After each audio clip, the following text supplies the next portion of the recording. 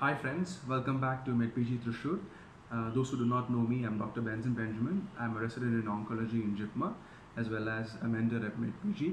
This is one of those videos to help those people who are doing self-study because they could not attend a classroom session due to various reasons. See, I always tell those students who call me and ask me for help that it is possible to do all these things that people achieve from a classroom session or an online class by doing yourself also, self-study also, provided that you're really focused, you're really motivated, and you really want to achieve what you want in your life. See, getting a rank and then I'll choose a clinical seat of my choice and get adjusted with that. If you have that attitude, then it won't be good, or you won't be able to achieve it. But then if you really have that fire inside your heart and you want a particular subject of interest in a particular state or in a particular college, and you really want to work for it, you can keep motivated and invest a particular amount of time and energy into those subjects systematically so that you finish the entire syllabus that is prescribed for a particular. See, whenever there is an exam, it can be cracked if you do it systematically through the syllabus. So that syllabus is 21 subjects and a standard material for each subject will be there, like compiled by the experience of a lot of people over a large number of years. Like the previous question papers. So those material, if you can cover them in a particular stipulated time, as well as guide yourselves. Actually, first thing I would say is never listen to those people who say that I am all India 21 or all India first or third and I've achieved this by doing this. See, it is their style, their method. So what I used to say is that don't follow somebody else's method or somebody else's thing. It's a guidance. It's just an idea on what they have done. Okay, and now apply that into your style. Don't change your style. Your style was the one that got you through your +2, your entrance examination for an MBBS or post MBBS. You have passed your final MBBS and the first year MBBS was a big thing to do. So these things you have achieved by your own style. Okay, so that's good enough. That is not bad. So you follow your style, you apply those information that you get from these people into your own style and modify it in such a way that you can achieve a smart study. See, smart study, that's very important. See, if you finish pediatrics or if you finish medicine completely and thoroughly, nobody's going to give you a gold medal on medicine and give you a seat in medicine. You have achieved a substantial knowledge that is reproducible in an exam over the next 6 months so that you get a decent enough rank for the particular seat you want in a particular college. I've said this over and over again in a number of videos, so not repeating the same concept again and again. So this video, we'll go into it shortly, and also I want to remind you those students who are actually calling me and asking me how to study and how to do it. One small thing that I wanted to tell everyone is that, see, there are 6 months ahead of you.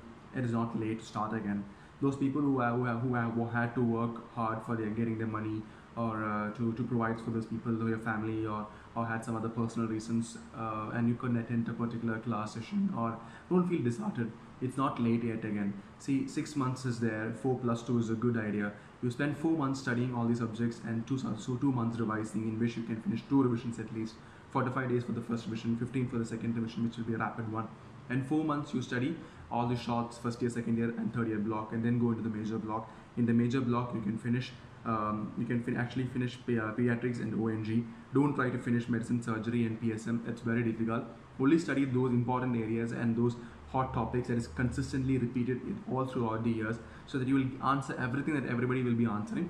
And those questions you will be like in a 70 to 80 percentile of the general public. But then you should be very good at your shorts, your first, your second and your third years.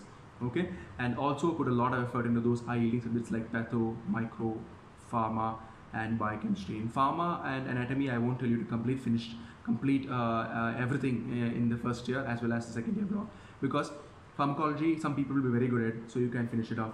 But those people who are poor in pharmacology, at least try to finish those areas that are really asked: general pharmacology, chemotherapy A and B, newer drugs, classical drugs like antihypertensives, anti-hypoglycemics, anti-epileptics. All these areas, they're classical drugs and they're always asked. So these classical drugs, the newer drugs, chemotherapy A and B, all these things are the hot topics in pharmacology. Actually, if you want a particular advice on how to study and what to study in each subject, you can message me personally and I'll try to respond to you as fast as I can. And also those people who need help on how to and where to start, you can always message us in our Facebook page, and we will always try to respond in the fastest and the best possible manner. Today in this video, I'll be discussing about how to approach a particular subject. I've been taking two prototype subjects. First one is anatomy, another one is biochemistry. So why I've taken these two is both are from the first year, the most remotest memory that we have in the entire curriculum, that is anatomy, physiology and biochemistry. They are the remotest subject. It's very difficult. They are very voluminous also. So to remember everything, all the concepts and bring it up to your conscious level of like direct answering a question. It's very difficult to bring them up to that level. So I've taken these two subjects, biochemistry and anatomy, and they have fundamentally different in two ways. Anatomy is a subject that which you can't finish however much you put effort into it, because it's so much. Okay, and biochemistry is a subject that it's difficult to finish, but that if you really want to finish it and you have a small interest or a knack for biochemistry, you can do it very well. And both can be you 24 questions in NEET as well as in DNB as per the new design of the question paper. So 24 questions, that is significant enough weight. Okay, anatomy and biochemistry. Anatomy is one that you can't finish, that I couldn't finish. Okay, if you are really good in anatomy, you can maybe, but then I couldn't finish anatomy. So it is a subject that I couldn't finish. And biochemistry is one that I really finished twice or thrice, because it is one of the most yielding subjects that I know as far as entrance is concerned. So biochemistry and anatomy. And in anatomy, how to do smart study, biochemistry, how to achieve it. Two of these together, so we'll go into the video. I always tell my friends that the easiest way to crack a subject is to know what is there really in that subject. See, anatomy is a moderate to hard subject, okay? And it has 5 subdivisions, that is gross anatomy, embryology, histology, neuroanatomy, and osteology, okay? See, knowing these 5 as such doesn't give us much information. But then, if you're really going to do a smart study, which I already told you before, these 5 headings are very important, because it gives us an idea on what is the priority or what is the volume of each topics and how easily the questions can be prepared from each of these topics. Okay, see, for that I always tell my friends to think from the side of my exam setter or the question setter's mind. Okay, that's very important. Studying any subject, you should be always thinking that if you are given a chance to prepare a question paper on that subject, what will you be doing? Just forget those things that you know about it. For example, you know biochemistry, genetics well, and you put a lot of questions in genetics, not like that. You know the subject very well, and you're asked to put a question paper. So how will you be thinking? That is the way you should be studying a subject. Okay. For that, let's take anatomy. In anatomy, if you're asked to put a question, it's like 10 questions, what the setter will think is, like, generally, out of the 10 questions, 5 should be the very basic questions that everyone should know. No one should not be knowing these questions answers and passing out or getting a rank. Okay, so those are the 5 questions that are very basic. Okay, so and then next 5 questions, the setter will always want to show that he is great. Okay, that I am great. Okay, and I know a lot of things in anatomy. I'm an anatomist. So he'll always ask questions that they're very hard to crack and that doesn't easily come by.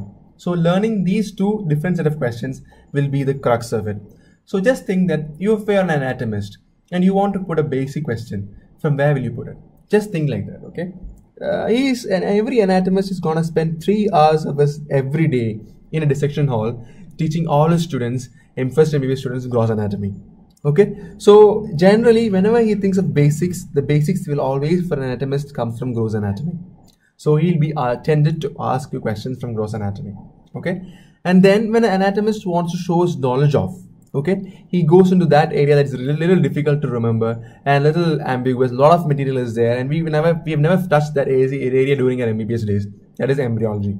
Okay, so embryology is one area that is tough, but it is concise, it is predictable, and a lot of notes are there. Like around 40 to 50 pages of notes in embryology will cover almost 90% of questions that comes from embryology.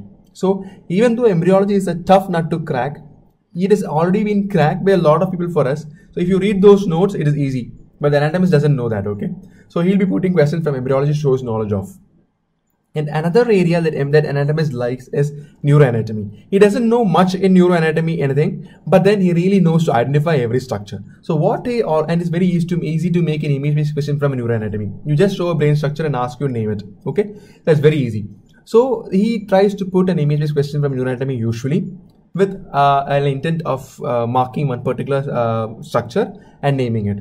Okay, so that is neuroanatomy. You learn every single cross section and every single structure in the brain that is named. You learn to identify it, then that's done. Neuroanatomy is finished. Okay, don't go very deep into neuroanatomy. In embryology, just learn a standard textbook notes or a class notes and do every single question that is there in a standard book and finish it off. For example, I'll suggest Arvind Arora. You read Arvind Arora basic subjects, anatomy, embryology, that would be more than enough. Okay, especially the derivatives and all those things. It's very cliche stuff, and you need not explain more on embryology. Just learn those cliche stuffs that is always there in all entrance books, and embryology will be done. You're guaranteed to get 3 to 4 questions from embryology every year. Okay, so learn embryology. And in gross anatomy, it's so huge, you will not be able to finish everything in gross. So what I have done is that I have trained my mind to learn those things that are clinically relevant. For example, this last time there was a question on esophagus and its levels, the different bends in the indentations inside esophagus. See, in anatomy first year we learned this by heart and we never knew the importance of these things. But when we went to the final year or house surgery or into residency, we know that everything about endoscopy is related to the distance from incisor tooth and the different structures. The esophageal disease are actually described with the distance in relation to distance from the incisor. So it's a clinically important area. So they tend to ask questions from clinically important areas.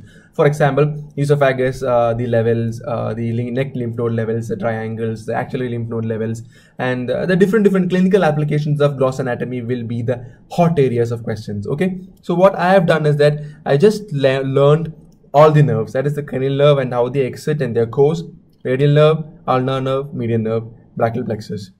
Okay, then there is the lumbar and lumbosacral plexus, the femoral nerve, the sciatic nerve, the tibial nerve, the peroneal nerve, and the major blood supply of the aorta and its branches, then the blood supply of heart, blood supply of brain, then the major lymphatic drainage of all organs and the lymphatic channels and how they end, and the Bateson's venous plexus, the different lymph node levels, the special lymphatic drainage if there is any areas, dual supply muscles, dual blood supply, dual nerve supply, then the critical structures like tongue, and see, these are areas that are very important in gross anatomy. So if you learn those areas like nerves, okay, then the name structures like the quadrangles, the triangles, cubital fossa, the femoral triangle, all these are clinically relevant in surgery as well as surgical landmarks. Also, there are structures within which are very important: carotid sheath, the tonsillar fossa. All these areas are clinically relevant in anatomy wise, so it will be asked always. So these are the areas that really comes from the gross anatomy. So trying the major clinical correlation areas also, I told you, the arch of aorta and all those things, and diaphragm. See, these are the because if you learn these topics, 90% of the questions from anatomy can be covered. And also histology, don't spend too much time. Just learn the classic slides like the thyroid, which can be identified, the lung tissue, the kidney because of the nephron, the glomerulus. See, these are the classical histological slides and they are normal slides and they can be identified very easily. Just spend your time on them. Don't spend too much time on the other histological parts. And also embryology A to Z from Aravind Arora, neuroanatomy cross sections. That is more than enough for anatomy, I guess, because this is not for those students who are wanting the first rank or the 100th rank. These are for those students who are really out there in the 30,000 or 40,000 range in the last examination, and they're trying really hard. They're writing the online examinations. They're not climbing up, and they're getting trapped with each and every subject, and their time is not being utilized properly and being stuck up there. For those people, if you cover these things and do these things and move on to the next subject, and you are able to finish all 21 in a stipulated time like this, you cover everything that is actually required from each subject. And some subjects are really good for you. Everyone will have 1 or 2 plus subjects. For example, for me, it's biochemistry and pathology, microbiology, and physiology. So each and everyone will have different subjects and interests. So if you are able to read those and you are able to clear those plus subjects very well and then finish everything else like an average person, you can come in the first 10,000. This is for those people who really want to come into the first 10,000 and come into the competition. Okay, so you finish like this. And for those people who want to come in 100, I just say that learn everything. Okay, you cover from A to C of Aravind Arora. You cover every single subject like that. Go into a proper revision, do a standard examination for everything, and finally go for the final dash by learning the volatile areas only. And those people who wants to come into competition, I'll say that learn everything in every subject that everyone knows, and then write a standard examination, do daily tests, know where you're standing, get motivated, put more time, put more effort, improve yourselves, and finally you reach into that level. That's the method of approaching a subject in a self-study way. And somebody asked me like how to do Aravind Arora. See, it's a very big subject textbook for Aravind Arora. Psychiatry, the short psychiatry, derma, anesthesia is there. See, it's a big textbook. I'll say that don't judge the book by its cover. Okay, I'll tell you, you sit in the front of the book, start opening it, start reading from one end, you will see that the pages will be moving on. It's as simple as that. Sit there and start reading it. Don't think that it's a big book. It is a big book, but it will finish. I'll tell you what I used to do. What I used to do is that I used to take a first chapter. For example, if it is psychiatry, I'll be taking up the first chapter, and it's history of psychiatry, of course. I'll be reading the notes in that chapter. Then I'll do the questions as an exam. Like I'll take a white paper. After reading the notes, it's just reading, it's not learning. I'll just read the notes. Then I'll go into the questions. I'll do the first question, second question, third question, and I'll finish the entire 30 to 40 questions in the first chapter. Then I'll do a correction. If I score more than 75%, I'll go back to the key and see the correct options and the explanations only.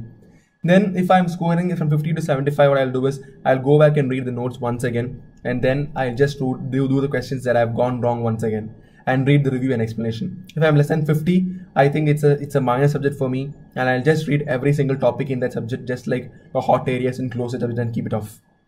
You should not ruling out more than 3 subjects, okay? So the maximum subjects you can keep away as minus and read the hot topics alone is just 3 to 5, okay? Don't go more than that. In the 3 to 5, you should not be having more than 3 majors and more than 3 minors. Okay, that is, should be able to at least finish psychiatry, pediatrics and ONG in majors. For example, what I did was pediatrics and ONG in majors, and I couldn't finish medicine, surgery and PSM completely. And in minors, I finished everything except for anatomy and pharmacology. See, that is how you judge and you weigh the subjects and finish it. Okay, then you will be able to actually come in the top level of the competition. Okay. What I used to do is, I told you, I do the examination, I do the entire subject like that, and then I'll write a standard examination. I used to initially do something else that usually used to scare me with the question, and I understood it's a bad idea. Then I went to pre-PG, and pre-PG was really good. It showed me where I stood and how my graph was going up and all. So I was really motivating. I went to pre-PG. I did a standard examination, and I knew where I was standing. It was not so bad and not so good also. But then I close the subject off and I'll go into the next one. Slowly, I finished all the 21 like that, and then went into the revision. In the revision phase, I really saw the difference.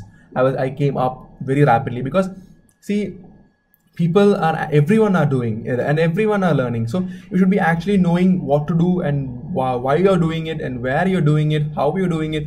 And ultimately, even the slightest edge of knowing something extra will give you a big advantage in the actual NEET examination. So I'll say that you do a summary of all these things and you sum up everything, and ultimately you will achieve what you really want to. That motivation thing is not just some plain first ranker guy, second ranker guy telling you that you can achieve. I was just an above average student, all of you, just like any of you. So this is like consistent and persistent effort and hard work can actually achieve a lot of things in your life, and you can do it. So this is how I did it. If you can extrapolate your style and your method into my method and do it better, it's always welcome. And you can actually at least copy my method if it is feeling good for you and you don't have your own style. I always will tell you that you follow your own style, your own method of study. I'll be really good. Just take the crux and just take the headings and just take the topics that we studied and do it in your own way. Okay, you will really succeed in it. Fine. I hope all of you have loved this video, and if you really like the concept that I've shared with you, so please like and subscribe this via for my channel, and also share this video to your pages so that other people also may get benefited from what I'm trying to do for you guys. And in NEET-PG, we are also having a crash course or a revision exam course that's coming up in this August 2nd week onwards. So those people who really want to get a systematic revision on each subject, you can subscribe for our particular course. You can call us in our phone number. We can guide you through the admission process. Okay, thank you.